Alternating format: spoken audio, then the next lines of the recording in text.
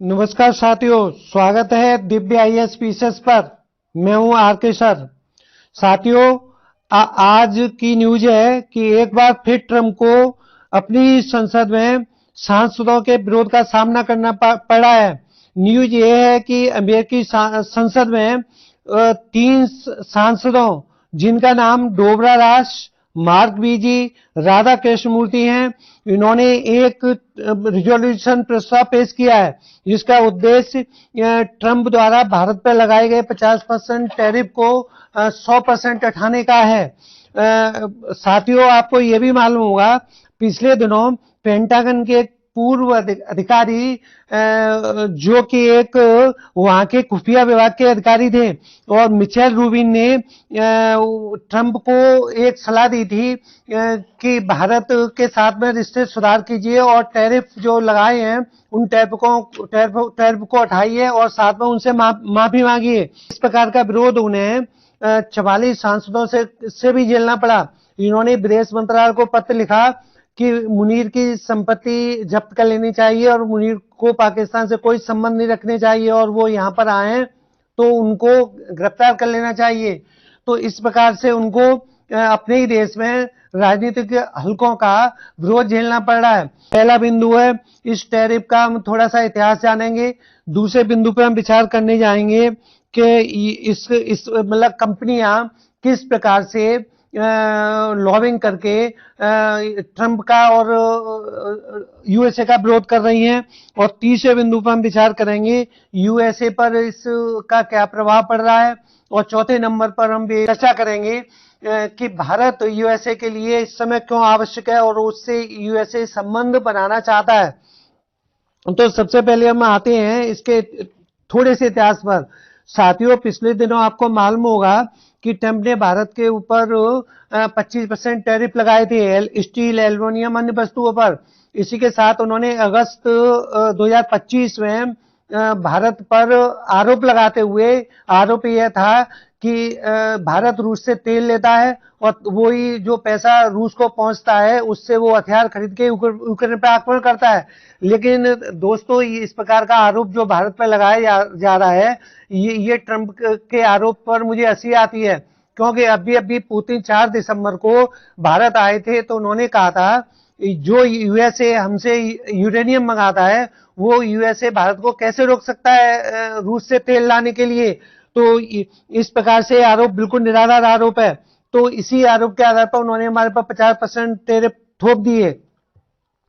अब हमें इस दूसरे बिंदु पर विचार करते हैं कि यूएसए पर ये प्रभाव है ना, ये कितना पड़ रहा है, कितना भीषण प्रभाव पड़ रहा है। इसके बारे में हम चर्चा करते हैं। देखिए, भारत पर टैरिफ लगने के बाद में यहाँ पर कोई ज्यादा असर नहीं आया है। जैसे भारत के निर्यात में स्टील, फर्मा और आईटी सेक्टर प्रभावित हुए हैं, लेकिन यूएसए की अर्थव्यवस्था तो बिल्कुल चौपट हो चुकी है।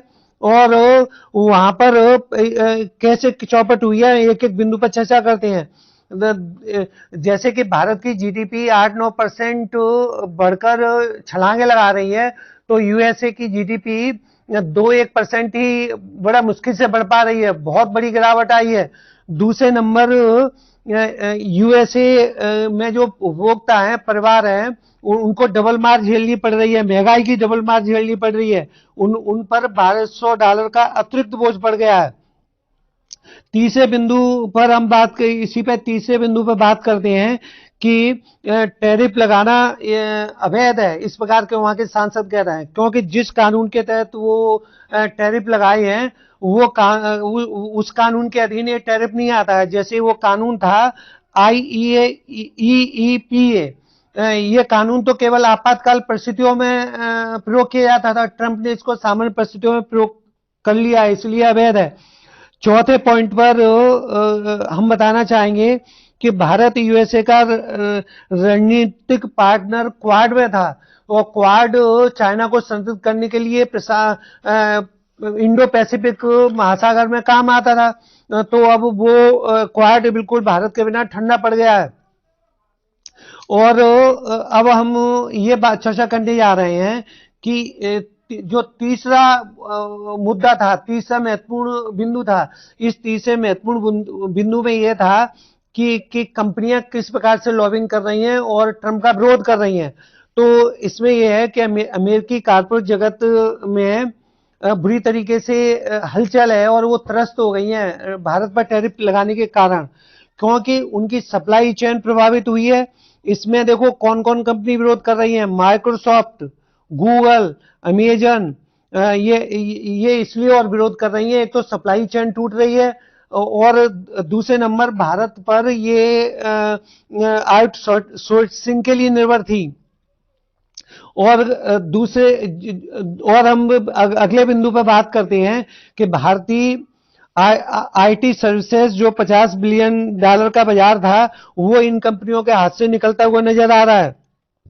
ट्रंप ने H-1B वीजा की फीस बढ़ा दी है, जिससे वहां पर कुशल कारीगर अर्थात इंजीनियर वगैरह मिलना बहुत महंगे पड़ गए हैं और कंपनियों का प्रोडक्ट बहुत महंगा हो गया है। और भारत यूएसए को 40% जेनेरिक दवाइयां निर्यात करता था और वो वहां पर दवाओं की बहुत बड़ी किल्लत हो गई है और उपभोक्ता बहुत परेशान है। भारत ऑटोमोबाइल और मैन्युफैक्चरिंग में वहां का बहुत बड़ा निर्यात करता था, वहां पर पार्ट्सों की कमी आ गई है। एप्पल जैसी कंपनियां भी इसकी मार झेल रही हैं। कंपनियां भारत से फ्री ट्रेड करना चाहती हैं और वो इसलिए करना चाहती हैं क्योंकि सप्लाई चेन टूट गई है। अब हम अंतिम बिंदु पर चर्चा करते हैं, यूएसए के लिए भारत क्यों बहुत ही महत्वपूर्ण और आवश्यक है। तो ये इसलिए आवश्यक है कि भारत की एक 5वीं अर्थव्यवस्था है और तीसरी बनने जा रही है और यहाँ पर 1.4 बिलियन आबादी है और ये एक बहुत बड़ा बाजार है, तो ये कंपनियों के हाथ से निकलता हुआ जा रहा है।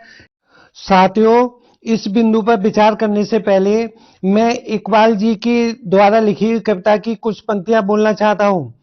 यूनान, मिस्र, रोमा सब मिट गए जहां से, कुछ बात है कि हस्ती मिटती नहीं हमारी, वहां की मगर है अब तक नामो निशा हमारा, कुछ बात है कि हस्ती मिटती नहीं हमारी, सदियों रहा दुश्मन दौरे जमाना। अगले बिंदु पर हम विचार करते हैं कि 4 मिलियन भारतीय डायस्पोरा यूएसए में निवास करते हैं, जो उनका बहुत बड़ा वोट बैंक है। ये भी एक वो है, क्या नाम है, कारण है। और देखिए, हम ये बताना चाहते हैं कि जिन कंपनियों को ट्रंप भारत में आने से रोक रहे थे, उन कंपनियों ने ट्रंप को ठेंगा दिखाकर अभी की खबर आ रही है, माइक्रोसॉफ्ट के सीईओ सत्य नडेला 9 दिसंबर को पीएम मोदी से मुलाकात की है और वो $17.5 बिलियन का निवेश भारत में करेंगे। ये क्लाउड कंप्यूटिंग के क्षेत्र में होगा।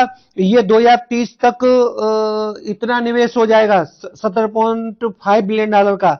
और इसी के साथ ये भी बताना चाहता हूं, अमेजन कंपनी ने भी 2030 तक भारत में $35 बिलियन का निवेश करने का आश्वासन दिया है। ये निवेश एआई सेक्टर में होगा। इससे भारत में रोजगार बढ़ेंगे और भारत की साख बढ़ेगी और भारत में निवेश के रास्ते खुलेंगे। और मैं ये भी बताना चाहता हूं कि अभी अमेरिका को इसलिए और जलन हो रही है क्योंकि नंबर एक बात तो रूस के साथ हम तेल का आयात करते हैं। भारत अपनी जरूरत का 40% तेल रूस से आयात करता है। और दूसरे बिंदु पर रूस के कारण क्यों जलन हो रही है, क्योंकि ब्रिक्स देश डी-डॉलराइजेशन की तरफ बढ़ रहे हैं और वो स्थानीय मुद्राओं में पेमेंट करना चाहते हैं। और तीसरे रूस से इसलिए और परेशान है ट्रंप क्योंकि हम S-500 और Su-57 भी ले रहे हैं और साथ साथ में तकनीक भी रूस हमको दे रहा है।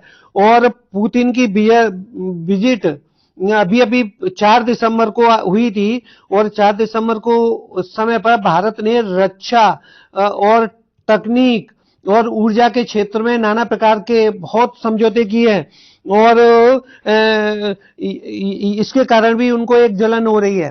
और आगे बढ़ते हुए मैं ये भी बताना चाहता हूं कि हमारा यूएसए के साथ में टैरिफ लगाने से पहले 120 बिलियन डॉलर का व्यापार होता था और इसको आगे 2030 तक 500 बिलियन डॉलर करने का लक्ष्य था। लेकिन टैरिफ लगने के बाद में ये सपना धरे के धरे रह गए और चकनाचूर हो गए।